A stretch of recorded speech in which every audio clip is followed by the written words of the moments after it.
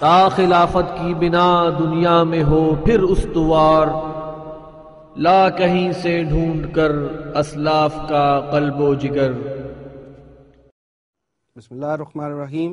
السلام علیکم ناظرین، خلافت فورم میں خوش آمدید۔ میں ہوں آپ کا ہوسٹ وسیم احمد، اور میرے ساتھ تشریف فرما ہے تنظیم اسلامی شعبہ نشر و اشاعت کے ناظم مرزا ایوب بیگ صاحب۔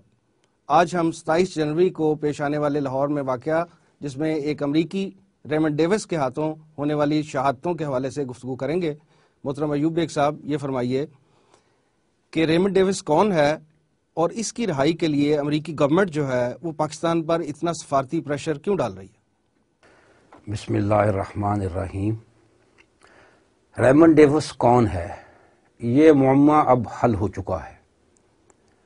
یہ سی آئی اے کا ایجنٹ کہہ لیجئے، سی آئی اے سے منسلک ہے کہہ لیجئے، اور یہ راز سب سے پہلے روس نے فاش کیا ہے۔ اس کے بعد برطانیہ کے اخبار گارڈین نے یہ خبر دی کہ یہ سی آئی اے کا ایجنٹ ہے۔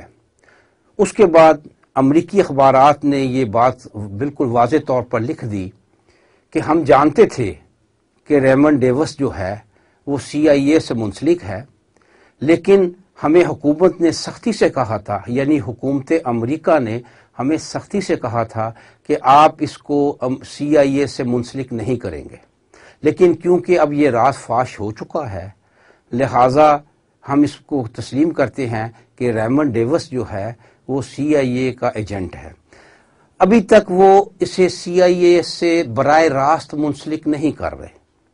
ان کا کہنا یہ ہے کہ یہ سی آئی اے میں کانٹریکٹ پر تھا، براہ راست سی آئی اے کا ملازم نہیں تھا، لیکن سی آئی اے کے ساتھ کانٹریکٹ پہ کام کر رہا تھا۔ یہ جو رسوائے زمانہ بلیک واٹر جو تنظیم ہے، اس کے ساتھ اس کا تعلق بھی سامنے آیا ہے۔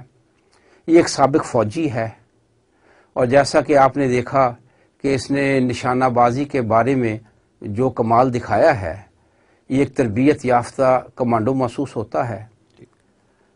اور اس نے یہ حرکت جو کی ہے، اس پر سب سے عجیب بات یہ ہے کہ امریکیوں نے مختلف مواقع پر اپنا جو ہے سٹانس جو ہے وہ بدلا ہے۔ سب سے پہلے امریکیوں نے یہ کہا کہ یہ لاہور کونسل سے منسلک ہے، یعنی اس کی آئیڈینٹیفیکیشن کے حوالے سے۔ ہاں، اس کی آئیڈینٹیفیکیشن کے حوالے سے کہ یہ پاکستان میں کس حیثیت سے ہے۔ تو انہوں نے پہلے تو یہ بتایا کہ یہ لاہور کونسلیٹ سے منسلک ہے۔ اس کے بعد جلد انہیں احساس ہو گیا کہ ہم سے غلطی ہو گئی ہے۔ لاہور سے اگر اس کا رابطہ ہے، لاہور کونسلیٹ سے اگر وہ منسلک ہے، تو اس کا مطلب یہ ہوگا کہ اس کو جزوی امیونٹی حاصل ہوگی۔ نہیں، لاہور کی کوئی خاص وجہ ہے؟ اس لیے کہ لاہور میں ان کا سفارت خانہ نہیں ہے، کونسلیٹ، جی ٹھیک ہے، اور اسلام آباد میں ان کا پورا مکمل سفارت خانہ ہے۔ لہٰذا جو ملازم سفارت خانے کے ہوں، ان کے استثناء، ان کی امیونٹی کی صورتحال مختلف ہوتی ہے، اور جو کونسلیٹ کے ملازم ہوں ان کی جو ہے ملازمت یا ان کا جو تعلق ہے، وہ اسٹیٹس جو ہے ان کا وہ مختلف ہوتا ہے۔ اس میں آپ کا اگلے سوال کا کیا حصہ تھا؟ اس میں یہ تھا کہ امریکی جو گورنمنٹ ہے وہ اس کی رہائی کے لیے اتنا سفارتی پریشر کیوں ڈال رہی ہے؟ اس کی بہت سی وجوہات ہیں۔ سب سے بڑی وجہ تو یہ ہے کہ وہ پنجابی میں کہتے ہیں ڈاڈا، اور وہ پنجابی میں بہت صحیح میننگ کنوے کرتا ہے، یعنی جو نہیں جانتا میرٹ کیا ہے، جو نہیں جانتا انصاف کیا ہے، جو نہیں جانتا کہ حق کیا ہے، حق وہ ہے جو اس کے حق میں جائے، جو اس کے میرٹ وہ ہے جس کا مطالبہ وہ کر رہے ہیں۔ اور پاکستان جیسے کہ آپ جانتے ہیں ایک انتہائی کمزور ملک، خاص طور پر معیشت کے حوالے سے، سیاسی استحکام کے حوالے سے کمزور ملک ہے، اور پاکستان کیونکہ ان کا مقروض ہے، لہٰذا ان کا رویہ جو ہے وہ شروع سے ہی متکبرانہ اور شروع ہی سے جیسے کوئی کسی کو ڈکٹیٹ کر رہا ہو، یہ انداز اختیار کیا کہ یہ ہمارا سفارتکار ہے اور آپ اس کو گرفتار نہیں کر سکتے۔ حالانکہ 25 जनवरी, ये वाक़या 27 जनवरी का हुआ है। 25 जनवरी को सफारत खाने ने हमारे वजारत खारजा को जो लिस्ट भेजी है अपने सफारत खाने के मुलाजमीन की, उनके जिनको इस्तिस्ना हासिल है, यानी जिन्हें सफारत का स्टेटस हासिल है, उनमें डायमंड डेविस का नाम नहीं है। जबकि 28 जनवरी को, यानी इस हादसे के अगले दिन, जो फहरिस्त भेजी गई है सफारत खाने को, वो उसमें इसका नाम शामिल कर दिया गया, इसलिए कि उन्हें अपनी गलती का एहसास हो गया था कि अगर हमने इसे लाहौर कौंसलेट से मुंसलिक रखा तो इसे इस्तिस्ना हासिल नहीं होगा। अच्छा बेग साहब, ये बताएं कि अगर ये सफारतकार नहीं है तो क्या पाकिस्तानी कानून जो है, जैसा इस पे पर्चा दर्ज हुआ है 302 का, उसके मुताबिक इसे सजाए मौत दी जा सकेगी? इस पर हमारी हुकूमत पंजाब ने 302 ही नाफिज की है, लगाई है, और 302 की सजा जो है वो सजाए मौत है, इसमें कोई शक नहीं। अलबत्ता ये, क्योंकि वो उसका स्टांस ये है कि ये 2 अफराद जिनको उसने कत्ल किया है, उसे शक था कि वो उसे मारना चाहते थे, उससे पैसे लूटना चाहते थे, लिहाजा मैंने अपने दफा में उसे मारा है। अगर यही बात है, इसमें कोई शक नहीं है कि हमारे मुल्क में भी सेल्फ डिफेंस के तहत जो है सजाए मौत नहीं मिल सकती।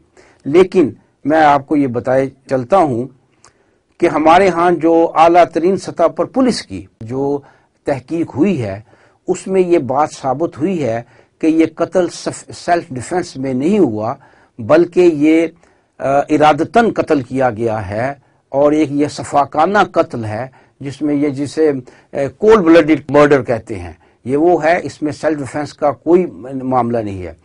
पुलिस अफसरान ने बताया है कि जो मकतूलीन थे उनके पास इसमें कोई शक नहीं कि पिस्टल था, लेकिन उनकी पिस्टल्स में जो गोलियां थीं वो चैम्बर में नहीं थी, वो मैगजीन में थी। मैगजीन में गोलियां होने का मतलब ये है कि उनका इरादा फौरी तौर पर किसी को कत्ल करने का या कत्ल की धमकी देने का नहीं था। ये बातें साबित करती हैं कि ये शख्स, इसने उसे सिर्फ इस तकब्बर में या इस ख्याल में कि मैं अमेरिकन हूं और ये पाकिस्तानी जो हमारे मकरूस, हमारे मोहताज हैं, अगर मैं इनको कत्ल भी कर दूंगा तो इससे क्या फर्क वाक़या होगा, कोई मुझे हाथ लगाने वाला नहीं है, मैं निकल जाऊंगा। ये तो उसकी बदकिस्मती का मामला है कि ये वाक़या लाहौर में हुआ है। सब ये जो मैं आपकी बात काट रहा हूँ, इसमें ये भी है कि वो जो मकतूलीन की पोस्टमार्टम रिपोर्ट आई है वो भी आप कर रहे हैं। हाँ, आपने सही याद दिलाया है कि असलियत ये है कि उसे गोलियां, यानी मकतूलीन को गोलियां दोनों साइड पे लगी हैं, आगे भी लगी हैं और पीछे भी लगी हैं, इसलिए कि ये नहीं कहा जा सकता अगर तो उसे गोलियां सिर्फ पीछे लगी होती तो फिर तो बात ही बिल्कुल क्लियर थी, लेकिन उसे गोलियां जो हैं, उसके बुलेट जो लगी हैं वो उसकी बैक पर भी लगी हैं और उसके पेट में भी लगी हैं, लिहाजा वो पेट में लगी गोलियों की बुनियाद पे ये राय कायम कर रहा है कि मैंने सेल्फ डिफेंस में उसे मारा है, जबकि बैक पे लगी गोलियों का तो मतलब ये है कि वो निकल रहे थे, इसने उनको पीछे से फायर किया है। एक साहब, पंजाब हुकूमत जो है रेमंड डेविस का मामला वफाकी गवर्नमेंट की तरफ रेफर कर रही है, जबकि वफाकी गवर्नमेंट जो है वो इसको बाल जो है अदलिया की कोर्ट में डाल रही है। क्या ये इतना ही पेचीदा और लायनहल मसला है कि ये तय नहीं कर पा रही दोनों हुकूमतें मिलके, और कोई एक किसी मौक़िफ़ पे ये पहुंच नहीं पा रही कि आई सफारतकार है या नहीं? ये इनकी को आपस की सियासी चपकलिश का नतीजा तो नहीं है? पंजाब गवर्नमेंट और वफाकी गवर्नमेंट की बात करो। देखिए, हमारे जो सियासतदान, हमारे जो हुक्मरान, वो सिविल सियासतदान हो या वो मिलिट्री एस्टेब्लिशमेंट हो, जो भी हुक्मरान है ना, मैं इनके बारे में कहा करता हूं कि इन्होंने एक अंजुमन बनाई हुई है। इस अंजुमन का नाम मैंने इसे दिया है अंजुमन गुलामान अमरीका। अच्छा, तो ये एक सियासतदान जो हमारे हैं या हमारी फौजी हुक्मरान जो हैं, एस्टेब्लिशमेंट, तमाम सियासतदान, हमारे सारे ब्यूरोक्रेट्स, ये उस अंजुमन गुलामान अमरीका के बड़े मुखलिस और बड़े कमिटेड किस्म के जो हैं अरकान हैं। लिहाजा जो ही ये सानिया रूनुमा हुआ, हमारी खास तौर पर वफाकी हुकूमत ने फौरी तौर पर अमरीका को ये यकीन दहानी करवा दी कि ये जो वाक़या हुआ है, हम जल्द ही फौरी तौर पर आपके आदमी को रिलीज कर देंगे। یہ آن دا اسپاٹ ہی ان کو یہ جو ہے ان کو یہ ایشورٹی دے دی گئی. ریمنڈ ڈیوس کی بدقسمتی سمجھیے یا جو بھی اس کو جانیے، اس میں معاملہ یہ ہوا کہ اصل فیصلہ تو ظاہر ہے اس کا وزارت خارجہ نے کرنا تھا. وزارت خارجہ نے یہ طے کرنا تھا کہ آیا یہ سفارتکار ہے یا نہیں ہے. اس معاملے میں جب وزیر خارجہ سے رابطہ کیا گیا، اور جیسا کہ آپ جانتے ہیں کہ شاہ محمود قریشی پاکستان کا وزیر خارجہ تھا، اس کا سٹانس جو تھا اس نے فوری طور پر نہ حکومت امریکہ کو کوئی جواب نہیں دیا، بقول خود شاہ محمود قریشی کے کہ اس کے ساتھ امریکن سفیر نے رابطہ کیا، اور امریکن سفیر نے کہا کہ یہ شخص جو ہے وہ سفارتکار ہے اور پنجاب حکومت نے اس کو غلط گرفتار کر لیا ہے، اسے فوری طور پر ریلیز کر کے تو ہمارے حوالے کیا جائے. بقول شاہ محمود قریشی کے اس نے انہیں جواب دیا کہ میں اس معاملے کو دیکھتا ہوں اور پھر آپ کو جواب دیتا ہوں. اس نے وزارت خارجہ سے رابطہ کیا، اپنے افسران سے رابطہ کیا.